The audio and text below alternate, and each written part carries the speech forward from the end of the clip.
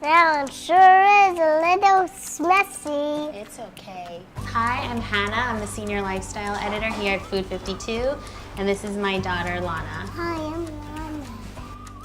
Well, someone loves bacon in our house, so we can't just fry up a few strips here and me, there. me.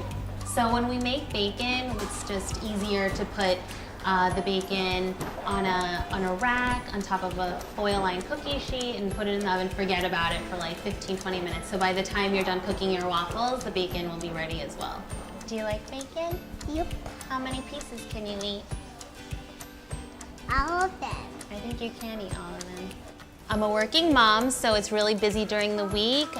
Family cooking together doesn't really happen until the weekend. It's laid back, but I like bringing her into the kitchen just so she can familiarize herself with it and spend time with me. Will you help Mama whisk these together?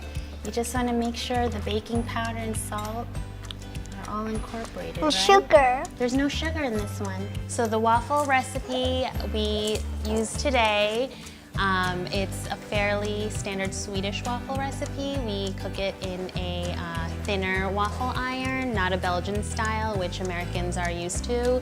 And it yields a crispier waffle. This particular recipe doesn't have any sugar, but you can certainly add it in if you want something that would go well with like whipped cream or ice cream. Can you whisk it carefully so it doesn't fly out of the bowl? Bye. We first had this waffle recipe at my brother-in-law's house.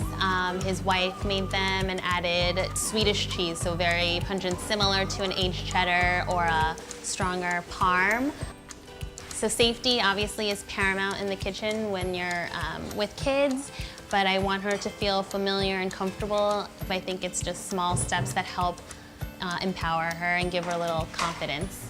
We love cooking on the Induction stovetop when we're making waffles because if we drop any batter on the stovetop, we can just wipe it clean. It makes it very easy.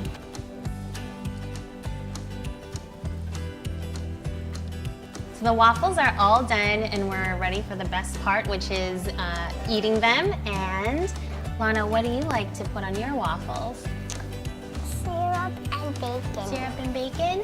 I like to top mine with some creme fraiche or sour cream, some roe if you have it. Makes it really nice and savory. And then the chives are also beautiful. Dill, and then if it's not too early in the morning for you, some red onions are also pretty. It's just a good chance to get in the kitchen and spend time with her, so we love it. You want to try some of Mom's? No. That's okay. Can I try some of your bacon? Ah. No. No, okay.